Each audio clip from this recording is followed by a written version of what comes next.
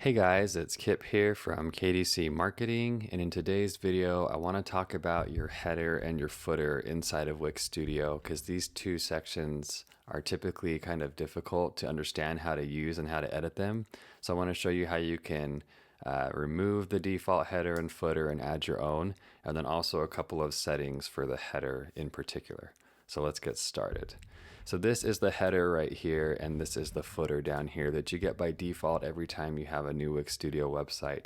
Now I have a few apps enabled, which is why this login bar and cart shows up here, but you basically get this header with the business name and the menu, and the footer with the copyright down here at the bottom. And most of the time you're not going to want to use these as your header and your footer inside your Wix Studio website. These are global sections because they're highlighted in green. That's how you know they're a global section. So they act a little bit different than a typical section would. Normally a section is blue, but global sections are green. So let me show you how you can remove these default footers and then add in your own footer and header. Remove these default sections, then how you can add your own. And then I'll show you some other things you can do with the header settings. So in here in the footer, here's how you would remove this. So you have to go over here to more actions and you have to detach from global section. And so now it's not a global section anymore. And then you would delete this section. And then you would add a new section down here. And I'm going to use the preset wireframe footers because they are fast and easy just to show for this example, but you could add your own custom footer here. So I'm going to add this as my new footer, and then I will click the three dots here and set as a global footer. So that's how you remove the footer here, and I actually have one more step that I have to do. I like to call this footer new so that I know that it's a new footer that I've added, and it's not, right now it's not set as the default. It needs to be set as the default, so you can just click and drag and it should set this as the default. So now you can see that the default switched here just by clicking and dragging, or if you want to do it by the three dots you can as well with set as default. Once you set it as default, then it is the new footer by default that it's going to use, and now I can get rid of this original footer. If this one is still the default, like it was at the beginning, then I can't delete this section because it's in the default section, default place. So I need to set this new one as the default before I can remove it. So I'm going to set this as the default. I'm going to remove this one here, and it's going to ask if I want to delete it. I'm going to say yes. So now this is my new footer for the entire website. And if it wasn't on all the pages to begin with, I can go in and I can apply it to the page. Sorry, I'm clicking in the wrong places here. The global sections, I can add it to other pages here. So I would just click all pages and click apply, and then it's going to be the new footer for all the pages. Okay, so let's talk about the header. So the header is the same process. This is also a global section, and we don't want this as our header here. So I'm going to go in and I'm going to right click on my header. I have to detach from the global section. And so now it becomes a blue section just like anything else. And in my layers panel, I just have my footer new and section here. So I'm going to do the same steps. I'm going to add a section. I'm going to go to the design sections here because they have some headers that are preset that I can use.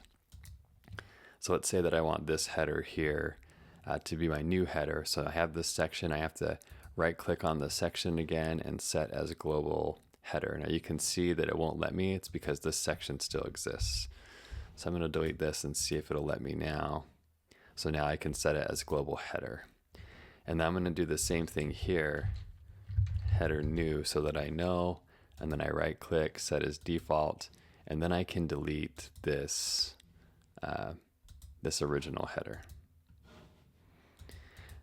So it looks like I lost some of my apps here, my login bar. I might have to re-add some of those things if I've lost them. So I'd actually recommend doing this before you have any of your apps set up so that you can make sure that you have the header you want and the footer you want, and then you can add the apps in. But that's how you add the header and footer. And if you had your own section, it would be the same process. If you designed your own custom header here, you would just set it as the global header as soon as you detach the other one from the global header and remove it. So let me show you real quick how you can find the header settings. So if you click on the header itself, you'll get this with the header settings here, and this is where you can set what the header does. So if it scrolls with the site, if it freezes, if it disappears, and if it fades out. And so you can customize this even further where there's overlap or no overlap. So is it overlapping this section, kind of giving it that transparent look, or is it not overlapping? So you can customize these header settings, the scroll effect, and based on what you choose, you get these options here on overlap and then some other options below it. So I'm just going to set it to scroll with site for now, and that's usually what the default is. And then you can go in and customize the elements inside of your header. So that would be things like the business name here and the icon, the button, etc. So those are some important things to know for the header and footer, how to add them, how to remove them, and then also how to edit your header settings here just by clicking on the section itself. And then you have the options here. And if you notice, if I click the container, that header settings goes away. So you have to make sure you're actually on the global section here in order to affect the header settings. And then just like we did with the footer, I need to add this to the pages because I added a new one. So I'm going into the global sections icon over here on the left, and then I'm going to add all the pages and then click apply. So again, I would normally recommend doing the header and footer first and then setting up your apps. But if you do change it after the fact, that's how you would apply it to all the existing pages. And then now that it's the default, it should apply to any new page that you add. Same with the footer, now that this is the default footer. All right, well, I hope you found this video helpful. These are really important things to remember. Key elements of any Wix Studio website is getting the header and the footer right.